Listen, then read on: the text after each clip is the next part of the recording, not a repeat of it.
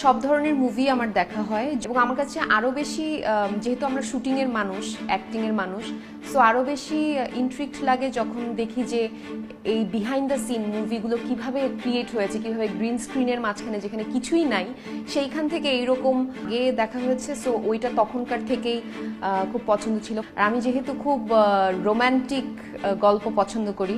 এবার শাকিব খানের নায়িকা হচ্ছে ছোট পর্দার সব থেকে জনপ্রিয় অভিনেত্রী হিমু। বরাবরের মতন শাকিব খান নতুন অভিনেত্রীদের সাথে কাজ করতে ভালোবাসেন, তাই তো ছোট পর্দা থেকে একে একে সকল অভিনেত্রীকেই তুলে আনছে বড় পর্দায়। আর এবার হিমুর বড় পর্দায় আসার বিষয়টি প্রকাশ পাওয়া মাত্রই সোশ্যাল মিডিয়ায় থমথমে আভাস বয়ে যাচ্ছে।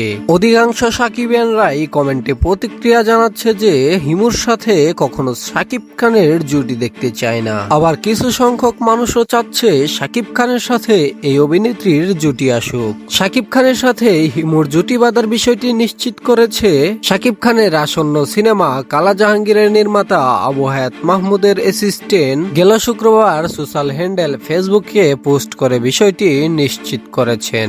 দর্শক, তবে একটা কথা থেকেই যায়, শাকিব খান কি আদতেও এই অভিনেত্রীর সাথে কাজ করবেন নাকি না? তো চলুন শাকিব হিমুর কাজ আসবে কিনা তা আমরা ভোটের মাধ্যমে যাচাই করি। আপনি যদি এই অভিনেত্রীর সাথে মেগা স্টারের কাজ দেখতে চান তাহলে হ্যাঁ লেখে কমেন্ট করুন, আর যদি না চান তাহলে না লেখে কমেন্ট করুন। আপনি যদি একজন সাকিবিয়ান হয়ে থাকেন তাহলে চ্যানেলটিকে এখনই সাবস্ক্রাইব করে ফেলুন।